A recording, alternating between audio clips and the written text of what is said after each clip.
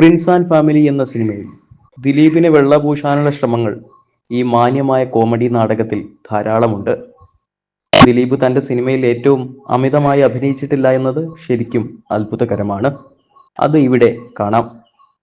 ഒരു നിർണായക നിമിഷത്തിൽ അവരുടെ പ്രിയപ്പെട്ട സുഹൃത്തുക്കളിൽ ഒരാൾ ജീവിതത്തിനും മരണത്തിനും ഇടയിലുള്ള പോരാട്ടത്തിൽ അകപ്പെട്ടിരിക്കുമ്പോൾ നുണകൾ വിറ്റ് ജീവിക്കുന്ന ആളുകൾ താമസിക്കുന്ന ഒരു സ്ഥലത്ത് താനൊരു അയോഗ്യനാണെന്ന് ജോണി ആന്റണി അവതരിപ്പിക്കുന്ന കഥാപാത്രം പ്രിൻസിനോട് പറയുന്നു. ആ സംഭാഷണം ആ നിമിഷത്തിന് അനുയോജ്യമാണെങ്കിലും എന്തുകൊണ്ടാണ് ഇത് തന്നോട് പറഞ്ഞതെന്ന് എന്നെ അത്ഭുതപ്പെടുത്തി. അതെ, പ്രിൻസും തന്റെ വ്യക്തിജീവിതത്തിലെ പ്രശ്നങ്ങൾ കാരണം കഷ്ടപ്പെടുന്നു. അതിലൊന്നാണ് മുകളിൽ പറഞ്ഞ സുഹൃത്ത് ആ അവസ്ഥയിലാകാൻ കാരണമായത്. പക്ഷെ പ്രിൻസിനോട് നുണകളെക്കുറിച്ച് സംസാരിക്കുന്നതിൽ അർത്ഥമില്ല. മരണക്കിടക്കയിൽ വെച്ച് അവരുടെ സുഹൃത്തിനോട് ഇത് പറഞ്ഞിരുന്നെങ്കിൽ അത് തികച്ചും അർത്ഥവത്താകുമായിരുന്നു.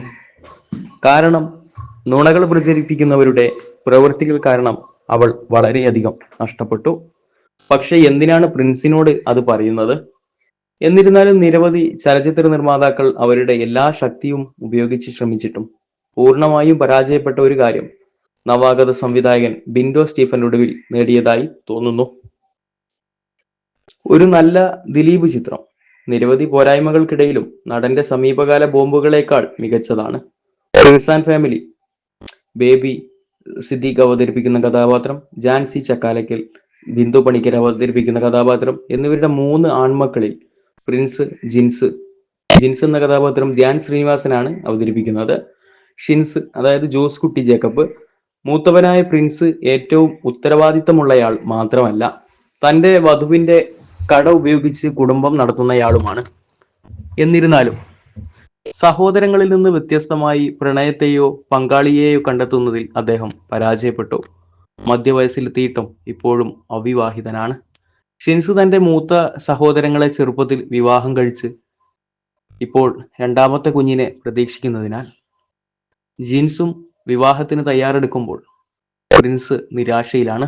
സ്നേഹം ഒരിക്കലും ലഭിക്കില്ലെന്ന ആശങ്കയിൽ നിന്ന് മാത്രമല്ല, വീട്ടുചെലവുകൾ കുതിച്ചു വരുമെന്ന ഭയം മൂലവും സഹോദരങ്ങൾ ഒന്നും തന്നെ സംഭാവന ചെയ്യുന്നില്ല. അതേസമയം 24 വയസ്സുള്ള ചിഞ്ചു എൽസ എന്ന സ്ത്രീയുടെ വിവാഹാലോചന പ്രിൻസിന്റെ വാതിലിൽ മുട്ടി അവനെ സന്തോഷിപ്പിക്കുന്നു. എന്നിരുന്നാലും അത്തരമൊരു യുവതി എന്തിനാണ് തന്നുമായി വിവാഹം കഴിക്കാൻ സമ്മതിക്കുന്നതെന്ന് അയാൾ ഉടൻ തന്നെ ചിന്തിക്കാൻ തുടങ്ങുന്നു. എന്നാൽ അവളെ ശരിയായി അറിയാനും ശരിയായ തീരുമാനമെടുക്കാനും കഴിയുന്നതിന് മുമ്പ് പ്രിൻസ് ആ വിവാഹാലോചനയിൽ കുഴഞ്ഞു പോകുന്നു.